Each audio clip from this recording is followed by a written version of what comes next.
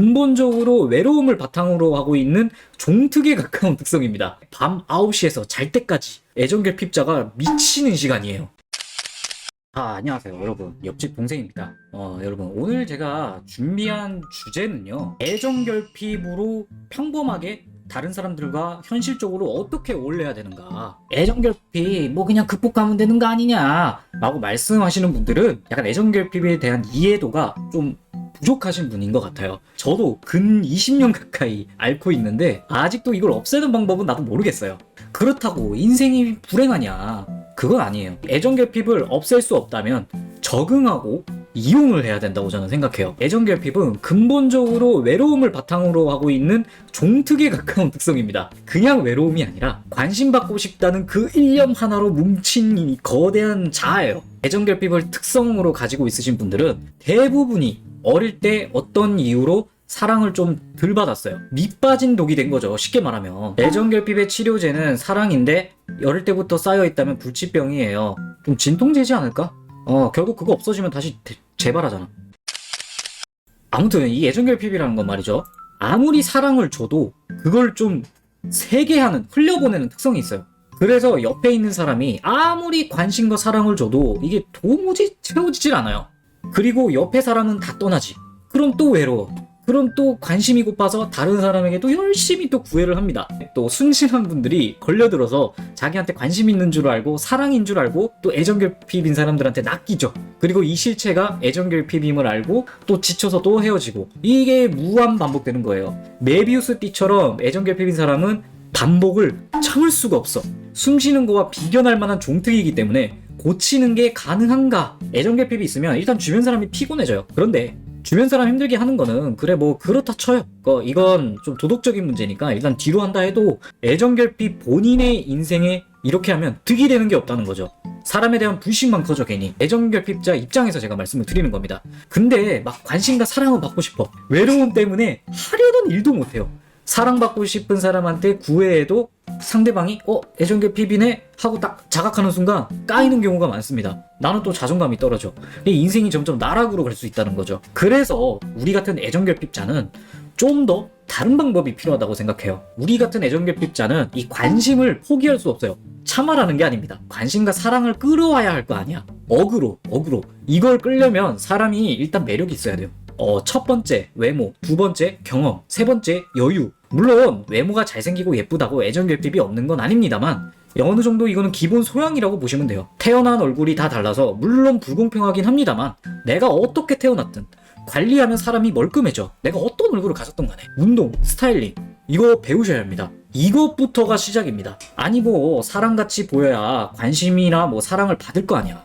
도발기가 있어야 내가 원하는 타겟이 올 거 아니야. 일단 운동하고 자기 관리하는 거 너무 힘들어요. 귀찮아요. 내가 이 덤벨과 스타일링을 배우면 내가 속에 생각하고 있던 관심과 사랑을 받을 수 있다. 지금 내가 드는 이 무게는 관심과 사랑이다. 드는 만큼 사랑을 받는다. 이러면 애정결핍자로서는 이악물고 하게 됩니다. 안 할 수가 없어요. 관심과 사랑을 위해서 관리를 하는 겁니다.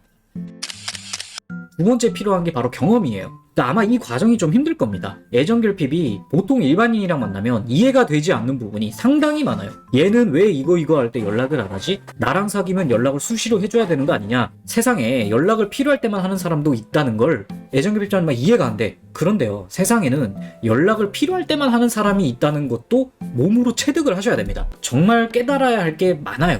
또 하나 더 예를 들어서 말하자면 애정결핍의 종특이 내가 감정적으로 뭔가를 베풀면 그에 상응하는 감정적인 대가를 받아야 돼. 사람이 내가 10을 준다고 해서 10을 그대로 안 받아요. 절대. 물론 그걸 20으로 생각하고 더 고맙게 생각할 수도 있겠지만 제 경험상 대부분은 내가 10을 주면 4 정도로 생각해요. 애정결핍자는 이걸 처음부터 이해를 못해. 혼자 그럼 나중에 씩씩대면서 막 삐져 괜히. 그러면서 사이가 틀어져요. 사람이 사람에게 주는 감정선은 항상 그대로 전달되지 않아요. 내가 원하는 만큼 감정의 배품이 오지 않더라도 실망하지 않아야 됩니다. 그래야 애정결핍자가 보통 사람들하고 어울려서 살 수가 있어요. 자, 그리고 애정결핍자는 꼰대예요. 무조건 자기 감정이 오라. 다른 건 이상하게 막 착할 수도 있고 다 잘하는데 그 감정선은 절대적이야. 경험을 통해서 계속 내 마인드를 열어야 돼요. 내 감정선이 무조건 1순위는 아니구나. 받아들이는 어떤 통찰력이 필요하다고 저는 생각합니다. 내가 막 애정결핍의 사람이야. 어떤 사람한테 이 정도 해줬다고 생각했는데 내가 느낀 건 요만큼밖에 안 돌아왔어. 보통 같으면 막 혼자 또 막 삐져서 동굴로 들어가고, 그래서 옆 사람이 애써 손 내밀어주면 못 이긴 척 하잖아요. 우리 애정결핍자들 그런 경험 많잖아요. 그쵸? 근데 이것도 한두 번이란 말이야.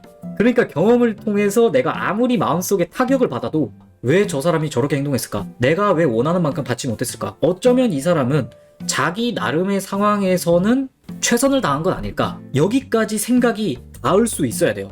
제가 생각한 애정결핍보다 더 자세히 설명해 주시네요. 아, 그런가요? 이게 제가 옛날부터 깊게 느껴왔던 거예요. 이게 정답은 아니죠. 이건 애정결핍자도 뭐 한 사람만 있는 건 아니잖아요. 상처를 아마 많이 받을 거고, 좋은 사람도 본인의 그 애정결핍 종특을 제어를 못해서 잃기도 할 겁니다. 몸으로 느껴서 이게 왜 내가 기존의 애정결핍자로서 하던 것을 하면 안 되는지 알아야 됩니다. 그래야 내 행동이 바뀌어요. 그러니까 경험을 통해서 상처받는다는 것은 다 성장통이거든요. 그러니까 두려워하지 말았으면 좋겠어요. 상처받을까봐 이런 거 안 해. 이런 사고 회로를 좀 버리시는 것을 좀 추천합니다. 제일 도움 안 된다고 생각해요.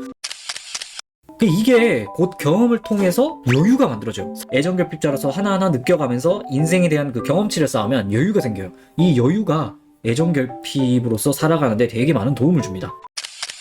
내가 어느 정도 외모도 가꿔가지고 뭐 외모도 나쁘지 않은 것 같아.